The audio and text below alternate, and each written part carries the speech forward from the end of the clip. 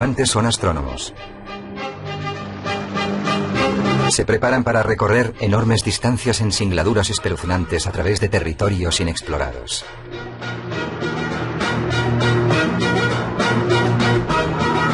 Bajo un sol abrasador o con temperaturas gélidas. Se dirigen a destinos que se extienden por todo el planeta. Deben llegar en una fecha muy concreta. El 3 de junio de 1769, esos hombres planean observar un gran acontecimiento astrológico. En esa fecha, Venus cruzará el disco solar.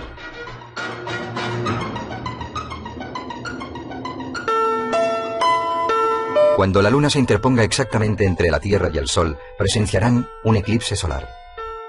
Aunque la Luna es mucho más pequeña que el Sol, también está mucho más cerca de nosotros e impide el paso de los rayos solares durante unos minutos, de modo que el día se oscurece. Incluso Venus puede oscurecer nuestra visión del Sol, ya que gira alrededor de la constelación central con una órbita más cerrada que la de la Tierra. Entonces Venus pasa por delante del Sol, de forma que durante varias horas aparece como un punto negro cruzando el disco solar.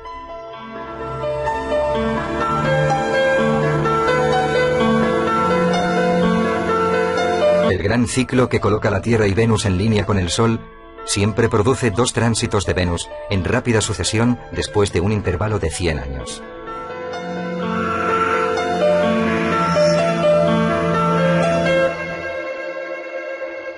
Aunque durante el siglo XX no se pudo disfrutar de dicho acontecimiento, en los primeros años del siglo XXI tendrá lugar en dos ocasiones, en junio de 2004 y en 2012.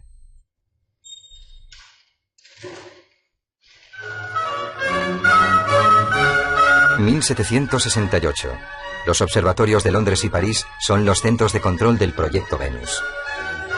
Enormes mapas del mundo indican el destino de las distintas expediciones individuales. Esta es la primera aventura científica conjunta entre países europeos. Existe un excepcional interés por parte de todo el mundo mientras el proyecto global se pone en marcha. Las coordenadas del mapa marcan la localización de los puntos de todo el planeta donde el tránsito de Venus será visible.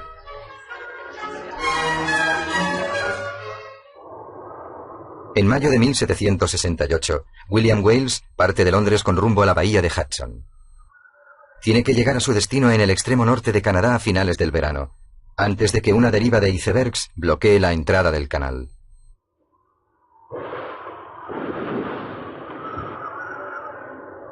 Al oeste de Groenlandia, cada vez más témpanos de hielo rodean el barco.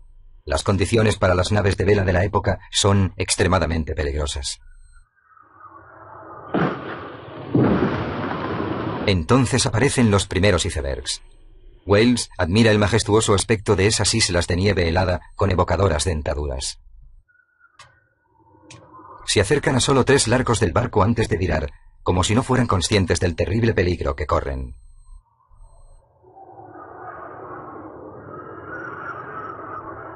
Una y otra vez se encuentran con una espesa niebla. Al cabo de 3 meses en el mar, Wales llega finalmente a su destino y pasa el invierno en las inhóspitas tierras de la bahía de Hudson. Al mismo tiempo sale de Londres un barco con el oportuno nombre de Endeavour, Tentativa. Su destino, una isla recientemente descubierta en los mares del sur, Tahití.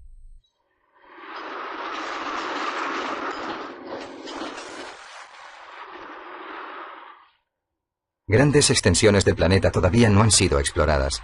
El viaje del Endeavour cubrirá muchas zonas blancas del mapa. La expedición es capitaneada por un todavía desconocido oficial de la Marina, James Cook. Pasará a la historia como uno de los más grandes exploradores de la época, un hombre que hizo más para la cartografía que ningún otro aventurero antes que él. Como homenaje a su misión bautiza con el nombre de Point Venus el lugar de Tahití donde se realizarán las observaciones.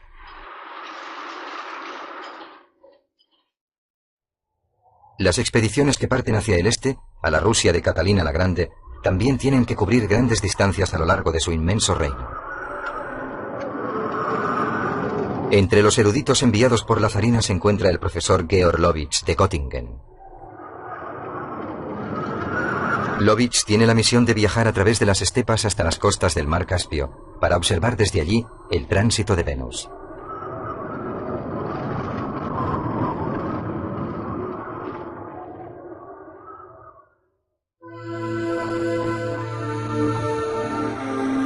¿Por qué tenía tanta importancia el tránsito de Venus para los científicos del siglo XVIII? En aquella época, la distancia de la Tierra respecto al Sol era desconocida.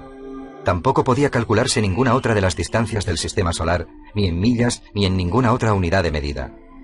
Pero Venus ofrecería una solución para resolver el problema. El tránsito de Venus iba a ser observado en todo el mundo desde lugares muy distantes entre sí.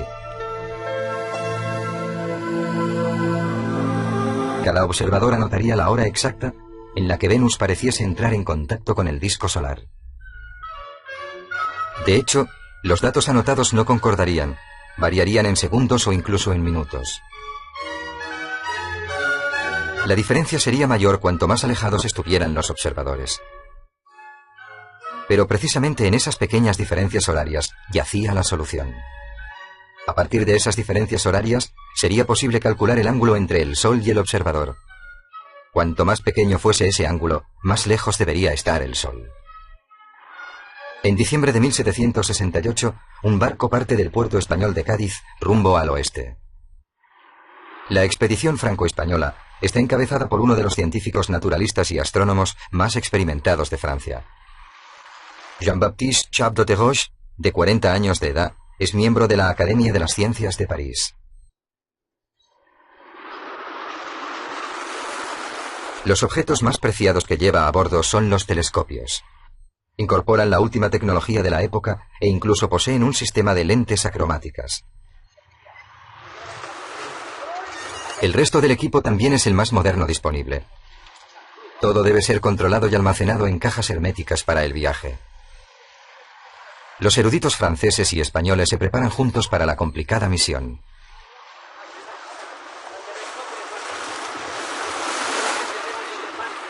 El mando militar de la expedición está compartido por dos oficiales de la Armada Española. Don Vicente de Doz y don Salvador de Medina han estudiado la ciencia de la astronomía y han sido encomendados por el rey de España para que lleven a cabo sus propias mediciones.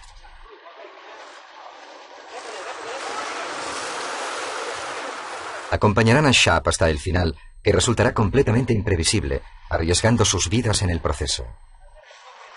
Todos son conscientes de que les queda poco tiempo, y su destino está lejos, en las remotas costas occidentales de México.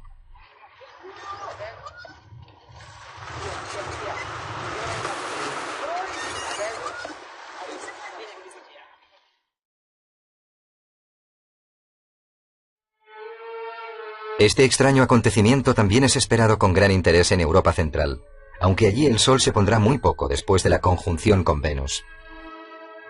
Eso significa que cualquiera que desee observar el tránsito necesita patrocinadores dispuestos a pagar por el largo viaje.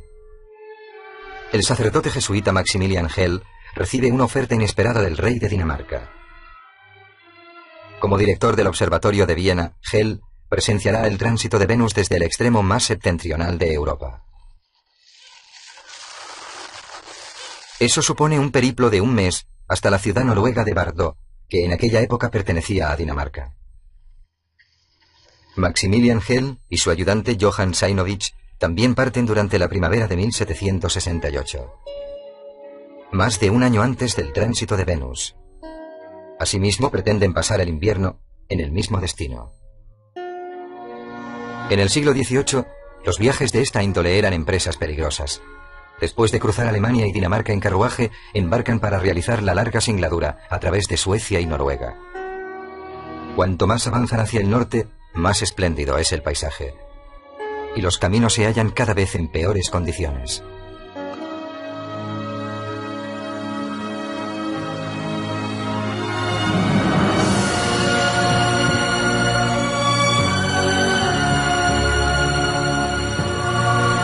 Una y otra vez el reducido grupo de viajeros tiene que atravesar enormes precipicios y superar escarpados pasos de montaña. Pero el maravilloso escenario les compensa por el arduo esfuerzo. Cada día rompen ruedas y hay que reparar los ejes. Un viaje tan extenuante lleva a Hel, que tiene 50 años, hasta los límites de su resistencia física. Su entusiasmo por tomar parte en los avances científicos le conducen hasta una tierra indómita, casi desierta. Descienden con cuerdas por las accidentadas pendientes, acarreando su equipo sobre rocas y piedras. Este hombre soporta grandes penalidades solo para servir a la causa de la ciencia. Nos hallamos en el amanecer de una nueva era. Las ideas de la Ilustración modelan el espíritu de la época. La audacia de filósofos, matemáticos y astrónomos están arrojando luz a las sombras extendidas por los prejuicios y la superstición. Los pioneros de la modernidad depositan su confianza en las facultades críticas del ser humano y afirman que el conocimiento es demostrable. A partir de aquel momento, la observación y las matemáticas van a ser utilizadas para resolver la eterna búsqueda de una unidad de medida básica para el universo. Ya que no solo el espíritu, sino también la tecnología de la época, por fin les dota de las herramientas para llevar a cabo este ambicioso proyecto. Hasta principios del siglo XVII, todas las observaciones astronómicas se hacían a simple vista. La gran era de la astronomía no comienza hasta la invención del telescopio compuesto de lentes sofisticadas. A medida que los telescopios se hacen cada vez más grandes y eficaces, también permiten regularlos con mayor precisión.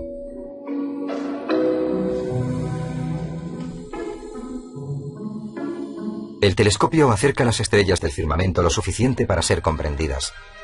Los descubrimientos efectuados por la astronomía surgen cada vez con más rapidez, y las ideas generadas por esta nueva realidad desempeñan un papel decisivo en la nueva visión del mundo.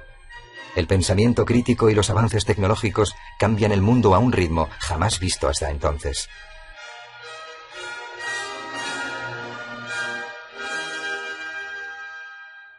Schaap también se ha llevado consigo algunos libros que proponen esas nuevas teorías. Y es que la verificación de un sistema para medir distancias astrológicas esconde la lucha por otro objetivo mucho más concreto: el dominio del comercio marítimo.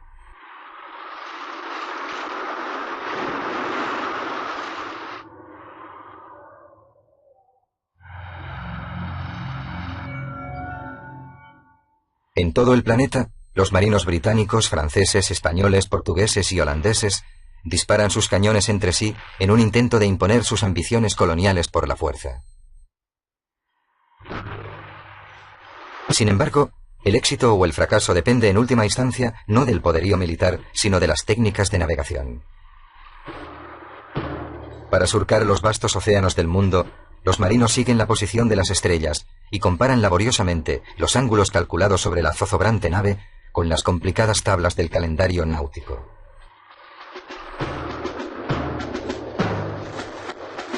Los vientos y las mareas socavaban el rumbo trazado con compás y sextante.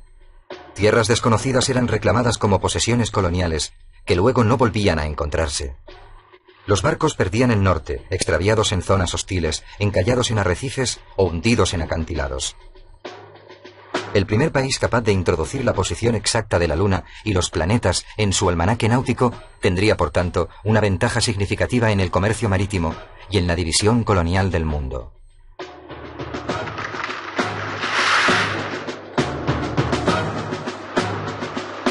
Pero en aquellos días nadie podía imaginarse que dichos cálculos también iban a sentar las bases de la capacidad del ser humano para navegar a través de los infinitos océanos del espacio cósmico.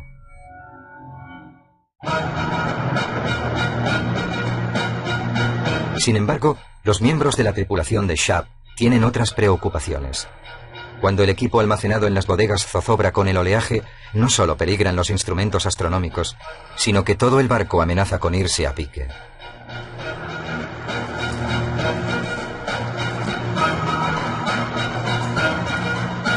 Principios de marzo de 1769. Tras 77 días en el mar, la expedición franco-española alcanza la costa atlántica de México. Schaap pretende entrar con la marea en el puerto de Veracruz. El explorador se dirige a tierra para solicitar los servicios de un piloto al gobernador español. Pero de pronto, el viento comienza a arreciar, aumentando en intensidad progresivamente. Las imprevisibles corrientes y el mar embravecido amenazan con lanzar el pequeño bote contra las rocas. Shab observa cómo los marineros que permanecen a bordo maniobran la nave para llevarla al abrigo del puerto y sueltan 3 anclas en un intento de estabilizarlo. La tormenta se convierte en un huracán y durante los 2 días siguientes no pueden más que contemplar impotentes cómo el bergantín es zarandeado de un lado a otro entre los calabrotes. Si se hubiese roto un solo calabrote, toda la expedición habría acabado en tragedia allí mismo. Más tarde informan a Shab que ningún barco había sobrevivido a una tormenta de esa magnitud anclado en ese lugar. Ahora se enfrentan a un largo periplo hasta el otro extremo de México, 1500 kilómetros de costa a costa. Viajan por regiones cada vez más aisladas. No hay ni un alma a la vista.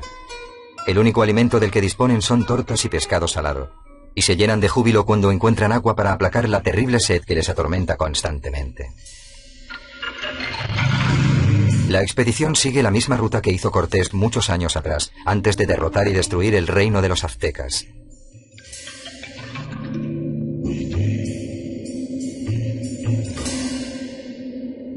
Solo quedan 11 semanas para el día clave.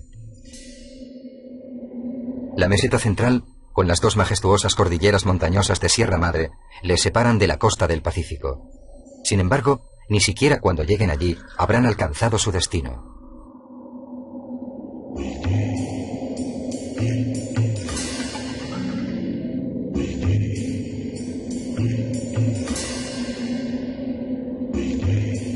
En Veracruz, Shab ha contratado a porteadores indios. El equipo es transportado por una pequeña caravana de mulas. Sufren terriblemente por el calor, el polvo y los mosquitos. Los indios acarrean a través de los pasos de montaña, incluso a los propios científicos extenuados. En toda Europa, el pueblo sigue las expediciones con gran interés. La enorme empresa está financiada no solo por reyes y príncipes. Los comerciantes adinerados también se sienten obligados a colaborar para un futuro mejor como mecenas de las academias científicas. Entre las clases ilustradas de la burguesía, las conferencias con la astronomía son tan populares como hoy lo pueda ser ir al cine.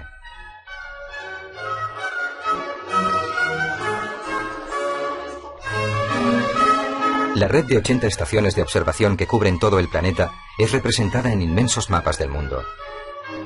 Ya se han recibido noticias de algunas de las primeras expediciones que partieron. Pero el destino de otras será incierto durante muchos meses.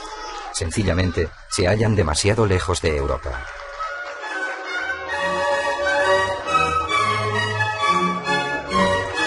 En los círculos aristocráticos de ciudades como San Petersburgo, los obsequios más populares se basan en los últimos descubrimientos científicos. Se trata de globos celestes de elaborada construcción, diseñados para que una persona pueda sentarse en su interior. Estas obras maestras de la artesanía muestran con maravillosa claridad las órbitas de los planetas alrededor del Sol y las leyes de la física del cosmos. El globo da vueltas alrededor del asombrado observador en su interior. Un sistema de ruedas dentadas forman el cielo, decorado con símbolos mitológicos que gira sobre su cabeza.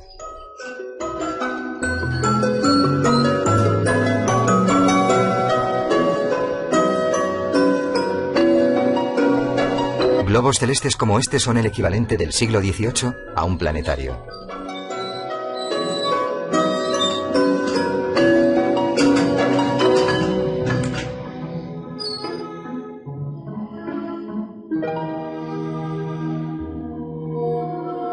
En un planetario moderno, la luz de las estrellas es proyectado hacia un cielo nocturno artificial dentro de una cúpula. El planetario de Bochum posee uno de los proyectores de estrellas más modernos del mundo. En vez de proyectar la luz por medio de lentes, el Zeiss Universarium 9 utiliza 9100 cables de fibra óptica, uno por cada estrella. Aquí es incluso posible reproducir el efecto centelleante de las estrellas durante la noche.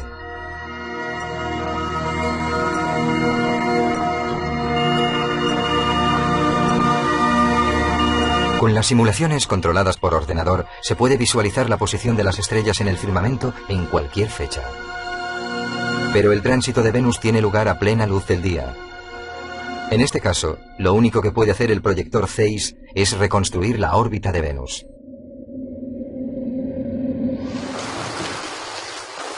El padre Hell recurre a las súplicas al Todopoderoso pidiéndole ayuda en más ocasiones de las que él desearía. Cruzar los puentes de madera también está convirtiéndose en una empresa cada vez más arriesgada. Tienen que subir penosamente para superar una cima y luego se enfrentan a un espeluznante descenso. El carruaje no dispone de clavos ni de ningún mecanismo de frenado, así que bajan vertiginosamente hasta el valle casi sin ningún control.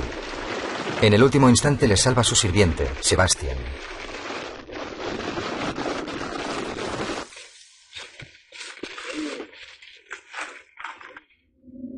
Exhaustos alcanzan por fin la ciudad de Trondheim.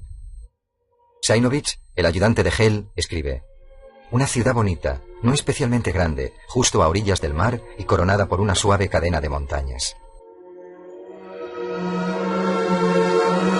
El padre Hell es autorizado a celebrar una misa en la catedral, residencia del obispo durante tantos años. Es sin duda un honor, ya que la catedral gótica es el edificio más espléndido del país. Todos los reyes de Noruega han sido coronados aquí desde el siglo XIV.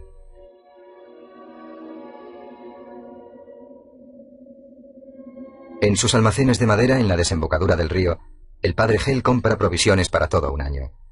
Necesita suministros no solo para el trayecto por mar que le espera. Después el pequeño grupo de viajeros tendrá que sobrevivir al largo invierno en la isla de Bardo.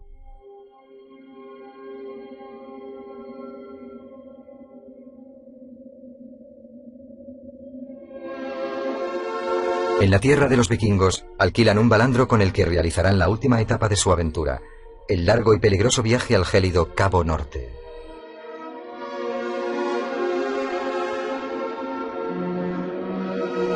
El destino final de la expedición se halla más hacia el este, en el recortado extremo septentrional de la península escandinava. Permanecen a la vista de la costa, y mientras avanzan por un laberinto de innumerables islas y arrecifes, el tiempo se hace cada vez más y más frío.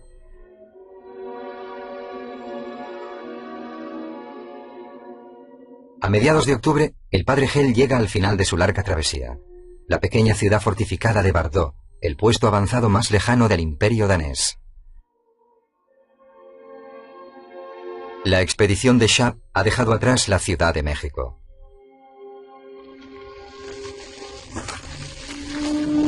Ahora los hombres deben superar los agrestes picos de la cordillera de Sierra Madre.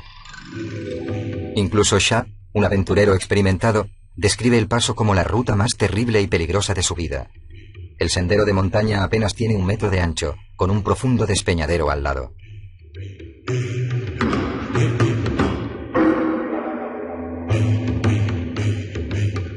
Los viajeros corren el riesgo de ser víctimas de un desprendimiento, pero aunque deben ir con cuidado, también saben que el tiempo apremia.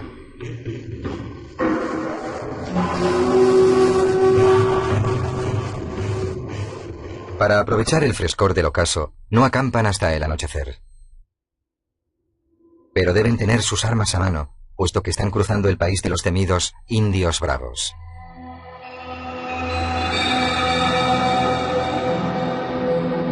Esos guerreros procedentes de tribus de nativos americanos aún no han sido sometidos y se defienden frente al reino del terror impuesto por los españoles, lanzando cruentos ataques. Escenas de terror en una misión dedicada al progreso y al conocimiento.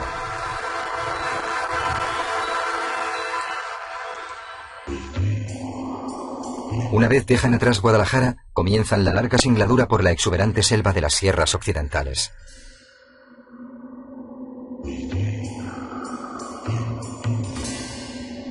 Las mulas están tan agotadas que cada día cubren distancias más cortas.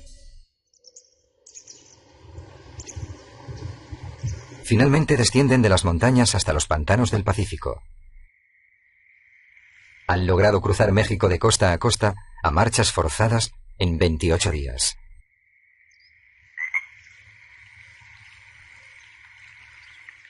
En San Blas, un paquebote les espera para llevarlos a través del Mar de Bermejo o Mar Escarlata hasta la Baja California. El viaje dura todo un mes porque entran en una zona de calma chicha, sin viento.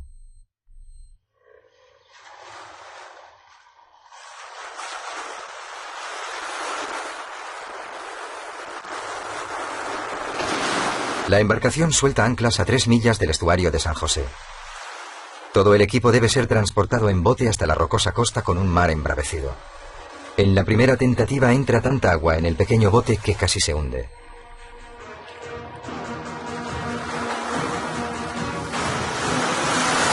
De nuevo, el valioso equipo está en peligro. Y eso obviamente amenaza el éxito de toda la expedición.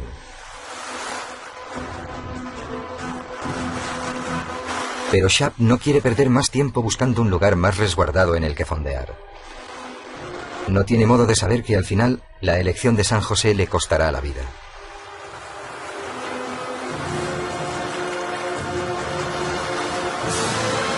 Cuando consigue poner todo el equipo a salvo, Shap escribe en su diario: 20 de mayo de 1769. Miré los instrumentos que había ante mí y ninguno había sufrido el más ligero desperfecto. Y entonces, cuando pensé en esas vastas extensiones de tierra y mar que habíamos recorrido con tan buena fortuna y en tan poco tiempo, que aún podía realizar los preparativos para las observaciones, me invadió un sentimiento de regocijo y satisfacción tan abrumador que no encuentro palabras para describirlo.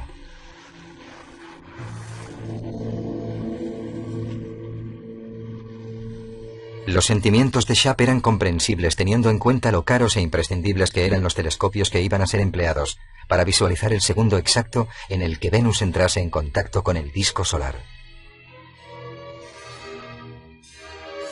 Grandes físicos como Galileo, Kepler y Newton habían efectuado cálculos y construido modelos teóricos. Ahora, esas ideas serían puestas a prueba en la práctica por los artesanos que concibieron esos instrumentos. El corazón de cada telescopio estaba formado por las lentes usadas para enfocar y expandir la luz. Primero, el cristal fundido era prensado con la forma adecuada para elaborar cristales ópticos.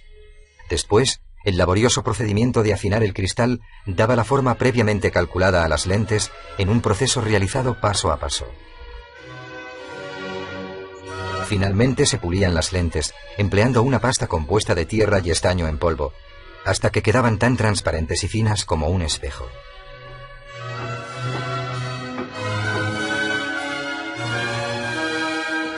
La operación más compleja para la fabricación de un sistema de lentes era el arte de compensar las desviaciones por medio del uso de prismas individuales. Solo combinando un determinado número de lentes resultaba posible crear una imagen libre de distorsiones y de variaciones de color.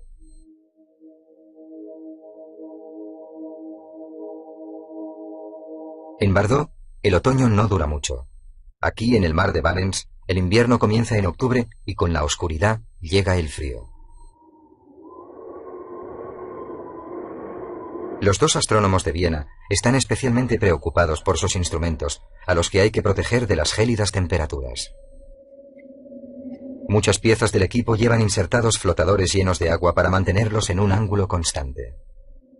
Para asegurarse que el hielo no revienta los receptáculos, Hell y Sainovich sustituyen el agua por alcohol puro, que no escasea en la pequeña guarnición. Para sellar la abertura, simplemente vierten agua sobre ella y dejan que se congele. San José, en California, es una misión regentada por los monjes franciscanos. Shap tiene apenas 2 semanas para realizar los preparativos. Se oye el sonido rítmico de los tambores procedente del poblado indio. El observatorio provisional tiene como función proporcionarles elementos que les protejan del viento mientras llevan a cabo las observaciones. La más mínima vibración podría provocar un ligero movimiento del telescopio que convertiría en inútil toda medición.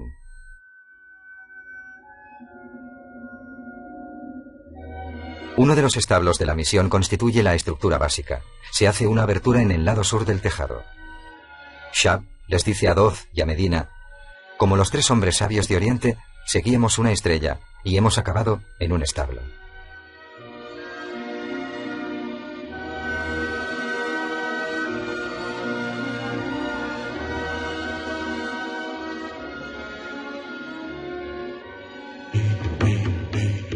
Desde la misión se escucha el apagado redoble de los tambores del poblado indio. Habla de muchos muertos. Se ha desatado una plaga.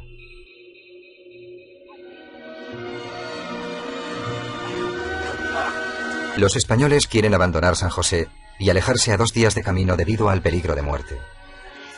Pero Shap sabe que ya no hay tiempo. Prefiere arriesgar su vida a poner en peligro el éxito de la expedición.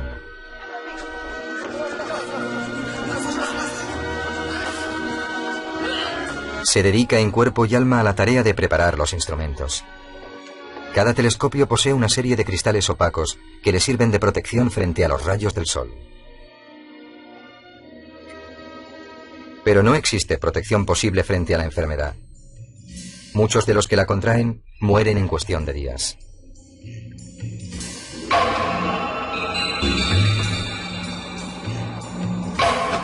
Pero Sharp ha determinado ya la latitud y longitud geográfica de San José. Ahora necesita establecer la hora local. Aquí, el factor básico es la rotación de la Tierra. Cuando el Sol alcanza el punto más alto en el cielo, son las 12 del mediodía. Eso significa que las desviaciones en el tiempo que marcan los relojes solo pueden regularse día a día. En el siglo XVIII, los relojes también se han mejorado notablemente. La nueva generación de cronómetros no solo regulan el movimiento del mecanismo por medio de la pesa. Ahora los relojes funcionan como aparatos de máxima precisión con el desarrollo de los muelles de acero equilibrado para los cronómetros y con los nuevos mecanismos de escape de los péndulos. Las mediciones precisas del tiempo se convierten en un símbolo del progreso. Unos 90 grados de latitud separan Tahití de Bardot. Eso quiere decir que debería haber una clara diferencia en los tiempos registrados por Cook y Hell durante el tránsito de Venus. La base de todos los cálculos era el diámetro de la Tierra, cuya longitud total era conocida. Con objeto de establecer la altura del triángulo formado por Venus y sus observadores, era necesario saber el ángulo alfa.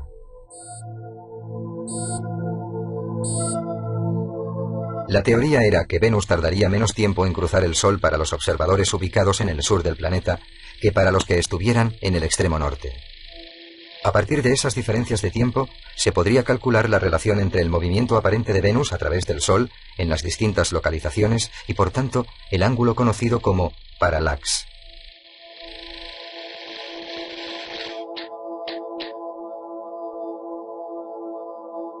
En realidad, el parallax no era más que el ángulo alfa, y eso les permitiría conocer la distancia entre Venus y la Tierra. De hecho, la operación matemática se complicaba por la deflexión de los rayos de luz y por la propia rotación de la Tierra. A pesar de ello, una vez los matemáticos hubiesen calculado la distancia entre la Tierra y Venus, las leyes del movimiento planetario les permitirían calcular el resto de las distancias del sistema solar. Y entonces podrían determinar la distancia entre la Tierra y el Sol en cifras absolutas.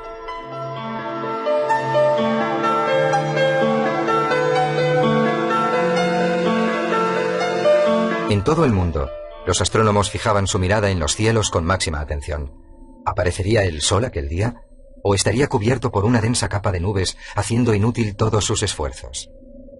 Esperaron en los bosques de Finlandia y en la tundra siberiana, en Quebec, en Pekín, en el Caribe, en India y en 50 puntos de Europa.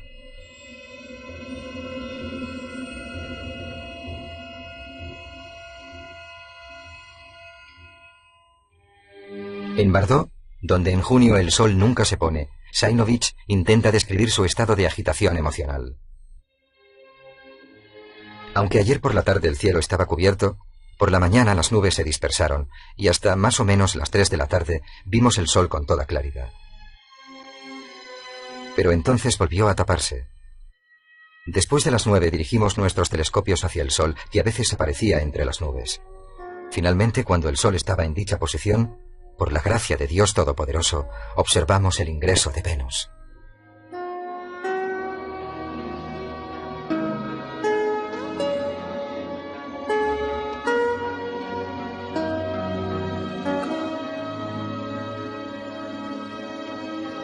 En San José, California, el telescopio apunta hacia el cielo como si fuera un gran cañón. Shah, Doz y Medina llevan esperando que aparezca Venus desde primeras horas de la mañana.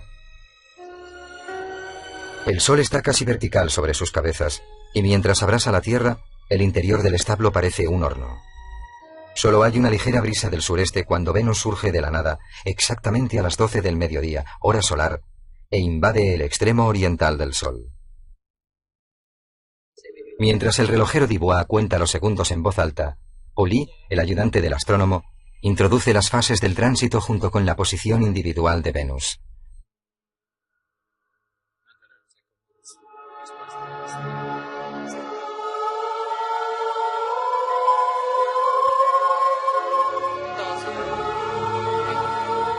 Venus tarda 6 horas y 13 minutos en cruzar el disco solar y entonces se hace de nuevo visible.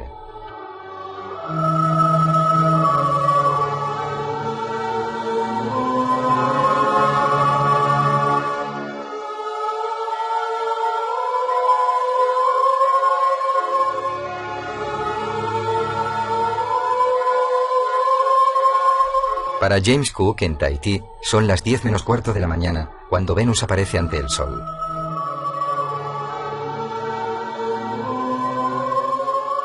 Cook y su astrónomo Charles Green pueden observar el acontecimiento de principio a fin, gracias a un cielo despejado. Charles Green no sobrevivirá a las penalidades del viaje de regreso y pasarán 2 años antes de que Cook llegue a Londres con los resultados de sus observaciones.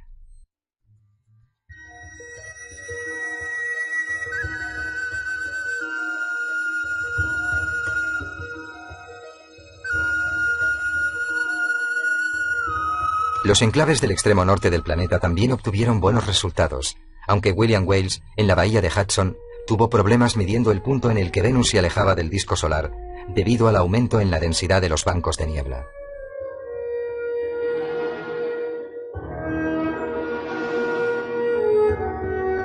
En Bordeaux, Maximilian Hell registró los datos con tanta precisión que recibió el título de mejor observador. Pero esperó 1 año entero a publicarlos. Eso levantó la sospecha de que había alterado los datos a posteriori. Sin embargo, como buen jesuita que era, solo estaba siendo especialmente minucioso. El compatriota de Charles, Guillaume Le Gentil, se había perdido el tránsito de Venus de 1761 al hallarse a bordo de un barco y no pudo realizar sus mediciones. Pero llevaba 8 años en Manila esperando su segunda oportunidad. Sin embargo, volverá a ser víctima de la rivalidad entre ingleses y franceses. Le ordenan que se traslade de Manila a Pondicherry, en India. Pero allí, el 3 de junio, el cielo está cubierto por espesas nubes que bloquean completamente su visión del Sol. A pesar de no cometer ningún error, dedicó los mejores 10 años de su vida para obtener un doble fiasco. Georg Lovitch, que fue mandado por Catalina la Grande desde Göttingen al mar Caspio, jamás volvió a San Petersburgo.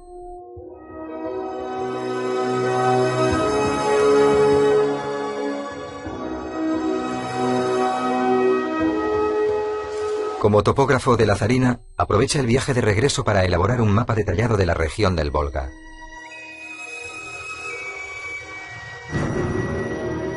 Pero allí fue capturado por cosacos rebeldes.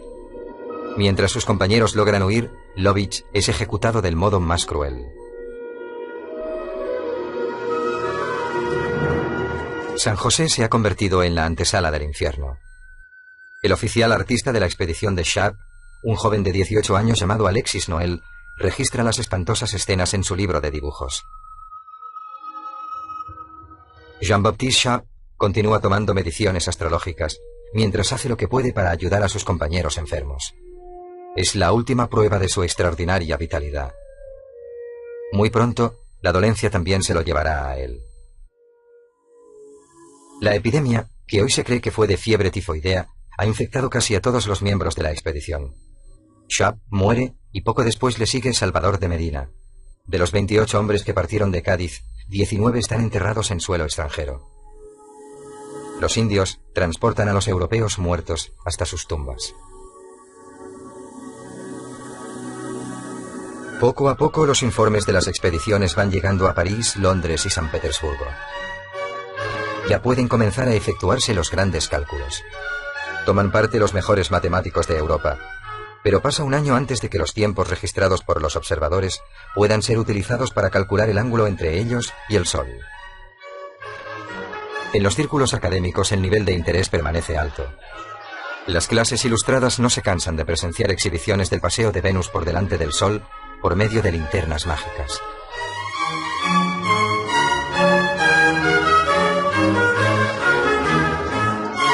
Finalmente, el director del Observatorio de París publica los resultados. Se ha acordado una cifra, y ahora sabemos que se acerca mucho a la distancia real. La Tierra se encuentra aproximadamente a 150 millones de kilómetros del Sol. Así pues, la unidad astronómica, la base de los cálculos referentes a estrellas y planetas, ha quedado establecida. Es el primer paso hacia el universo de las estrellas. Y sobre todo, los científicos de Europa han demostrado sin el menor género de duda que el ser humano es capaz de las proezas más extraordinarias que puedan imaginarse.